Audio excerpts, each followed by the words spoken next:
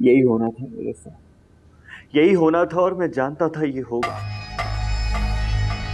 खड़े खड़े, अरे खड़े खड़े मुझे नौकरी से निकाल दिया, ये सोचे बगैर कि तुम कुत्सिया की बहन और तुम्हारे छोटे मासूम 2 बच्चे हैं।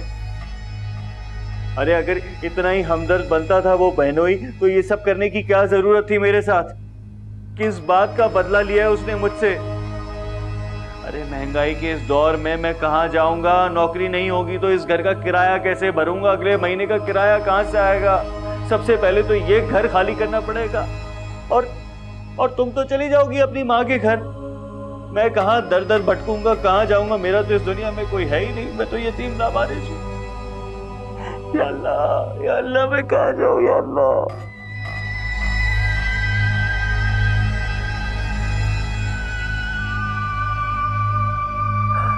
तो किस बात का है कि मेरी अपनी बीवी ही मेरे साथ वफादार नहीं, लेकिन मैं तो हुई बदकिस्मत।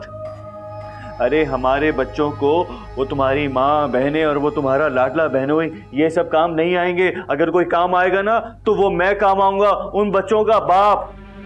और अफसोस कि तुमने भी नहीं सोचा ये। चलो भाई, वक्त बताएगा कि मैं सच्चा था या तुम्हारी बहन और वो तुम्हारा बहनोई।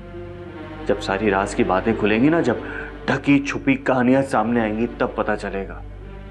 मैं भी देखता हूं।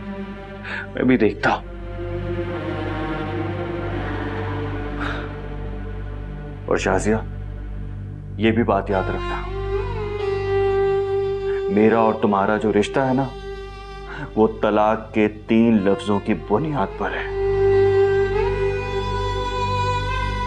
और तलाक का लफ्ज वैसे ही मेरे मुंह में मचल रहा है। अगर मुझे किसी बात ने रोका हुआ है ना अभी, सिर्फ और सिर्फ हमारे बच्चे, वरना तुमने, तुम्हारे घर वालों ने और वो तुम्हारे चहीते बहनोई ने कोई कसर नहीं छोड़ी। खासतौर पे तुम्हारी मां। सही कहते हैं लोग, बिल्कुल सही कहते हैं, लड़कियों का घर उनकी मां ही तबाह करती है।